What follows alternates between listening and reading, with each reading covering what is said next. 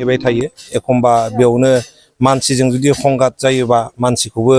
बुथारनायबो जोङो रिपर्ट मोनदों दा बेफोर गासैखौबो नायनानै आरो जोङो नुबाय थादों थाङोबा मेनलि ओंखाम संग्रा बा माइरंफोर बा संख्रिफोर बेफोरखौ जानानै फैयो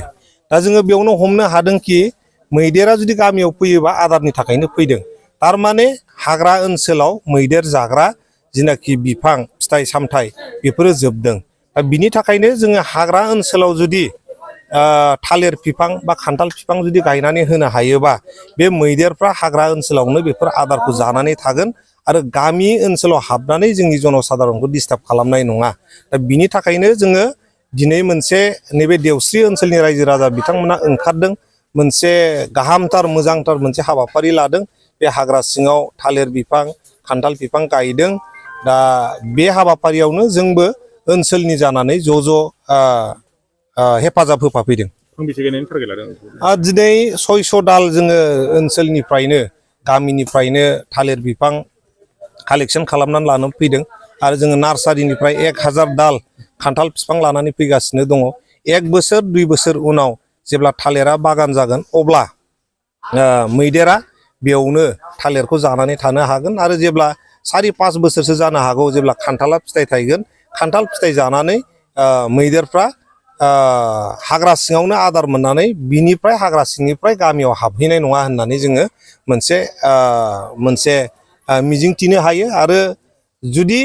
बे हाबाफारिया बेवहाय जुदि सक्सेसफुल जायो अब्ला जोङो गुबुन हाग्राफ्रावबो नैबेफोर हाबाफारिखौ लानो हायो। ये आज यहाँ पर स्थानीय जो नेताजी हैं उनके साथ ये वृक्षारोपण का कार्यक्रम हुआ। इससे 2 लाभ हैं। एक तो वृक्ष जो वनस्पति है उसका विस्तार होगा, दूसरा इससे जीव का कल्याण होगा। यहाँ पर हाथी ज़्यादा लगते हैं, हाथी से गांव के लोग बहुत परेशान हैं, तो उनको थोड़ा हाथी परेशान क्यों करते हैं, उनको भोजन नहीं है, भोजन की व्यवस्था ये जो कर रहे हैं ये वृक्षारोपण करके जो ये कोला का वृक्ष है वो लगा करके जीव का हाथी का सेवा किए हैं। हाथी को भोजन मिलेगा तो उधर गांव में आक्रमण नहीं करेगा। इस सोच के साथ ये नेताजी का जो प्लान है हमको बहुत अच्छा लगा। इससे जीव का भी कल्याण होगा, गांव के लोगों को भी शांति मिलेगा। यही हमारी कामना है।